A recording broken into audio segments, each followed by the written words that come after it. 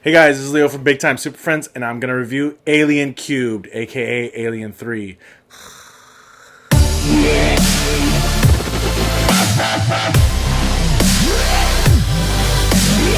This movie doesn't really state when it takes place, but I believe it takes place shortly after they took off from the planet after they rescued Newt. Okay, so the intro of the movie starts off with these sort of like flashbacks, or it might actually be what's going on in between the credits, but apparently the Queen laid an egg somewhere on the ship that they used to get off the planet, and while they're in their cryo sleep, Hicks, Ripley, and Newt, the face hugger causes some malfunctions in the ship, so she gets jettisoned off along with Hicks and Newt to this planet called Fiorina 161, or Fury as they refer to it on this planet. And it inhabits, basically, it holds a maximum security prison. Okay.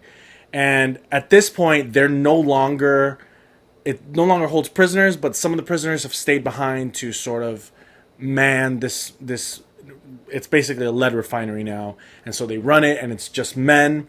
So the fact that Ripley comes on to the scene is sort of it's part of the whole plot, really. It sort of revolves around that, and it impulses a story at certain points. But so she gets shot off to this planet, and they find her. They bring her back from cryo, and Newt and Hicks have been killed. Okay, they died in the crash. Newt drowned. Her lungs were full of water, and then Hicks was impaled by shrapnel from the crash.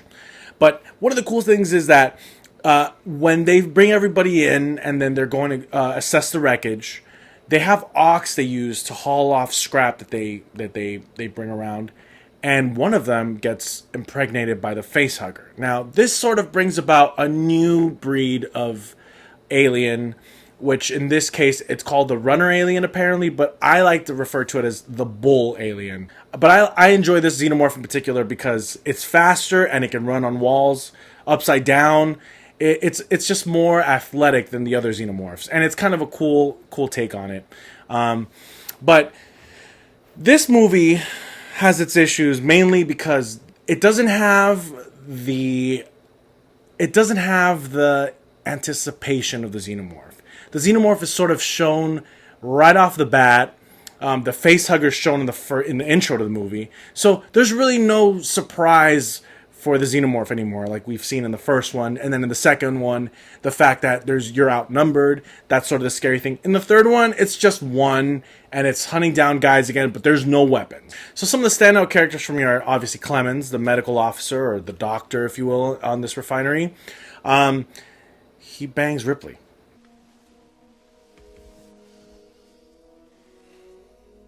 I really appreciate your affections.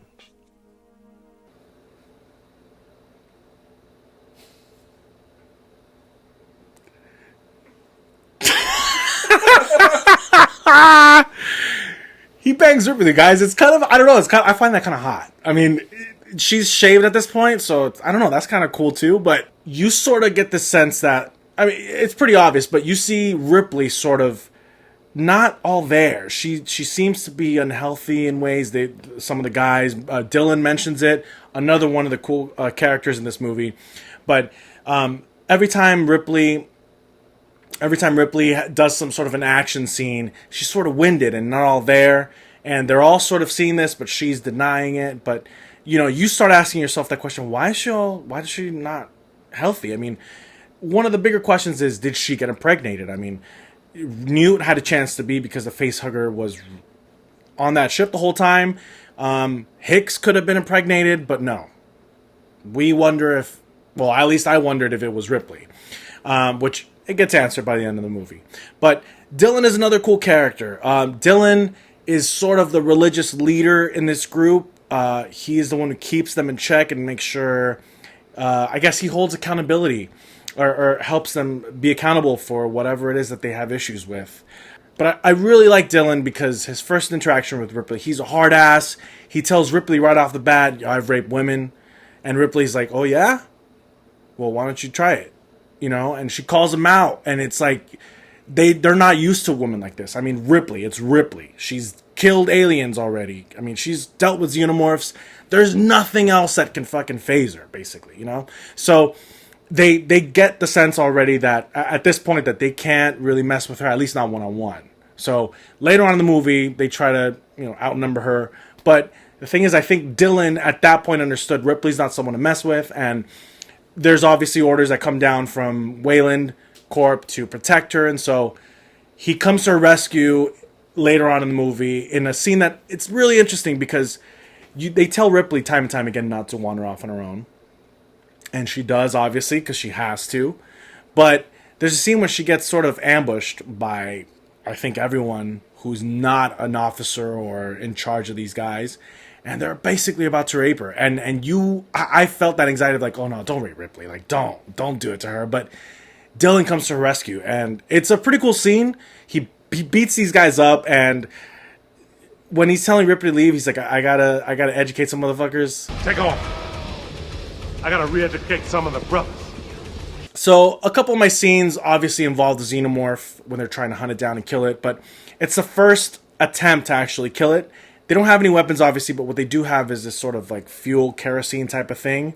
Trypto something. Anyway, they have this fuel, and they're trying to sort of like coat this one room that's it's like a chamber used for radioactive material to seal it off and sort of protect the rest of the base from.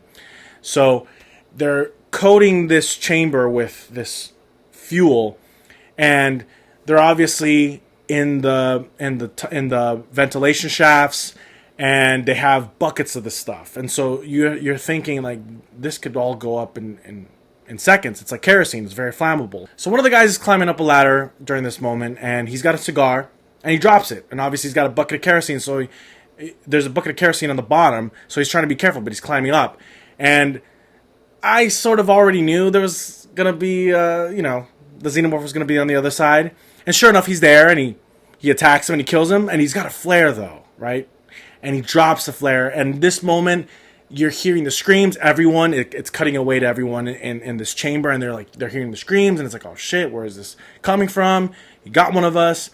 And then at the same time, there's a slow-mo of the flare just ever so slowly falling, and you know it's gonna hit the fuel, and sure enough, boom, it hits it and it ignites, and there's this huge explosion that goes on, and a lot of these guys die, but most importantly, it's their first failed attempt, and Ripley almost dies herself, and they realize they got to figure out another way to do this, but they feel like they've exhausted their chances, which brings me to my next favorite scene, which is one of the final scenes with the xenomorph when they corner it into the lead mold. They're trying to fire up this piston, which essentially seals off this room, and they want to trap it in there to drop the lead onto the xenomorph, but Dylan and Ripley are one of the last three really remaining, and they stay in the chamber long enough for the other guy to obviously fire off the molten lead to trap it. But the thing is, the xenomorph is starting to climb the walls, and he's going to chase Ripley basically. So Dylan says, "Look, man, he's already mentioned previously that he knows everyone's going to die, so he sacrifices himself."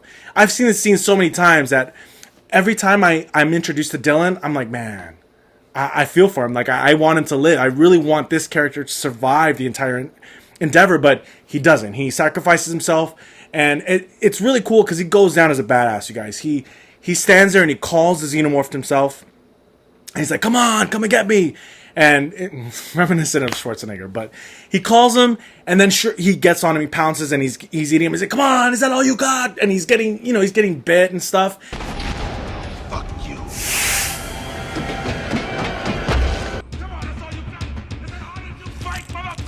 I love that character, and that's his demise, and he goes out, I think, as a champ, ultimately sort of redeeming himself for probably his past sins, if you will, and helping Ripley on her quest to protect, essentially, humanity.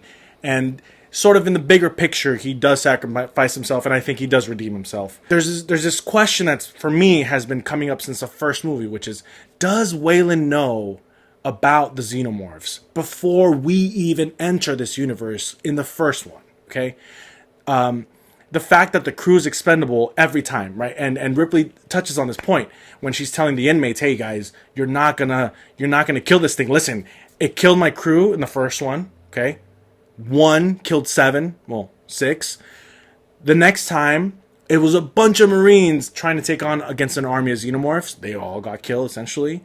So in this movie, I think Ripley finally realizes the fact that Weyland Corp is trying to keep a xenomorph alive to weaponize, probably. Because in the second one, they try to, there's sort of like they try to impregnate Ripley and Newt. So in this third one, by this time, you know, because there's a rescue party coming and Ripley tries to relay the question, can we eliminate this? Can we kill it? Because, you know, we're all going to die. And it says, no. We're going to come after Ripley and we're going to come after this thing, so keep it alive. And it's just like, come on, like by this point, Weyland has to know, and it has to be part of the entire sort of an underlying plot where Weyland, and that's what I think future movies handle, is the fact that there is this knowledge of these things, these creatures, the xenomorphs. And that's what this movie, I think, touches on and for sure shines a light on, a really big light. Hey, look, Weyland wants a xenomorph alive, and at all costs. So because of these things, you guys, I'm going to give this movie a C+. I feel it's very watchable, but I think you have to watch the special edition to get to fill in some gaps here and there and to get a better feel for the story overall. I sort of feel sorry for David Fincher personally, because I like it personally. I'll probably watch it more times in the future just because I like to watch it. But this is sort of where the franchise starts falling off, right? It's no longer Alien and then Aliens. It's Alien Cubed. It's Alien Resurrection. It's, for some people, Prometheus. Hey, can we just go back to the horror aspect? Can we get scared again of the xenomorphs? Alright, you guys, well, if you like this content, please like, share, and subscribe. Let me know what you think of this movie. Do you like it? Do you hate it? There's a lot to talk about in this movie that I didn't touch on, but please let me know what you think. And don't forget, guys, I will be reviewing Alien Resurrection and Prometheus, and it all leads up to Alien Covenant. So keep an eye out for that, you guys, and I'll see you in the future.